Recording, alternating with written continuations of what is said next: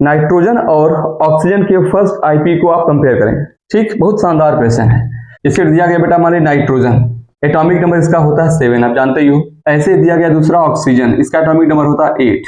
तो आप सबसे पहले बनाओगे आप इलेक्ट्रॉनिक कॉन्फ़िगरेशन, क्या हो जाएगा 1s2 2s2 2p3, ये होगा इसका।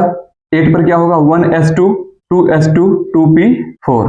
अच्छा, आप पहले से जानते हो तो ठीक, अगर नहीं जानते हो तो एटॉमिक रेडियस आपने जस्ट पढ़ा है अभी, उसके बेसिस पे आईपी क्या होना चाहिए, आईपी क्या होना चाहिए रेडियस के बेसिस पे, पहले आप कोशिश करें। आइए दिखाते हैं। तो रेडियस क्या, सबसे पहले हम लोग रेडियस पढ़ते हैं, आईपी पढ़ते हैं रेडियस के बेसिस पे। और रेडियस कंपेयर करना है, सबसे पहले क्या देखते हो नंबर ऑफ शेल्स, जिसके पास शेल्स ज्यादा होते हैं उसकी रेडियस ज्यादा होती है, डायरेक्टली है। अगर नंबर ऑफ सेल्स इक्वल तो एटॉमिक नंबर पे आते हैं। इसके पास 2 शेल है, देखिए फर्स्ट और सेकंड सेल, यहाँ भी फर्स्ट और सेकंड सेल।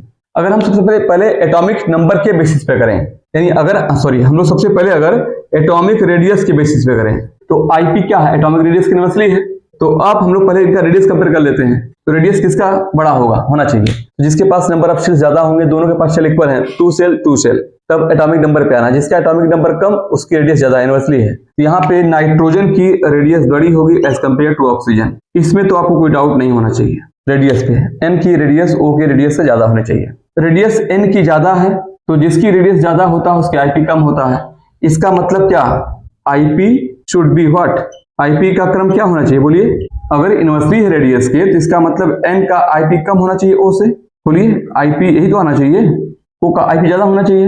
ये आंसर बेटा गलत है, खैर जो भी है आइए देखते हैं पहले। यह ऐसा होना चाहिए। अब यहाँ पे क्या हो सकता है, यहाँ पे एन और पी दिया गया है, ये ऐसा होना चाहिए नहीं होना चाहिए। अब दूसरी बात पे आते हैं, ये पहले फैक्टर से आंसर होना चाहिए।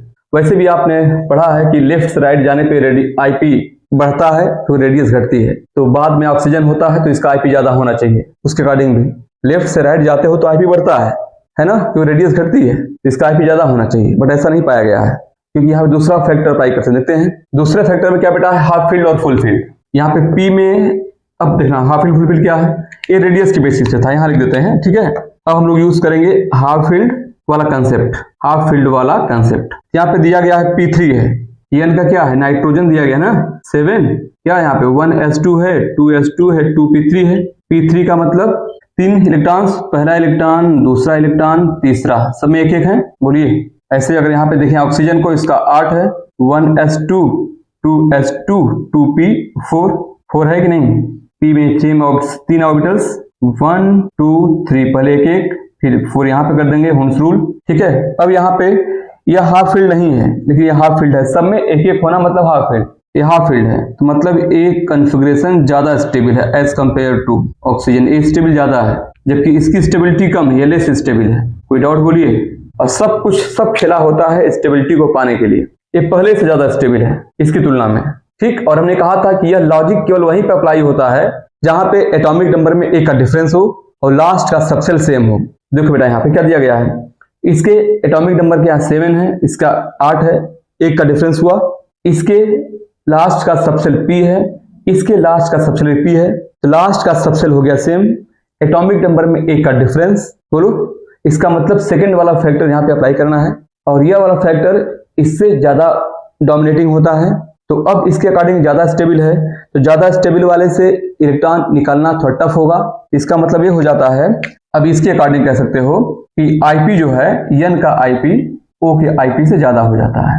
ए आईपी का एक ऑर्डर ए हो गया, एक आंसर ए आया था, एक आंसर ए आ गया।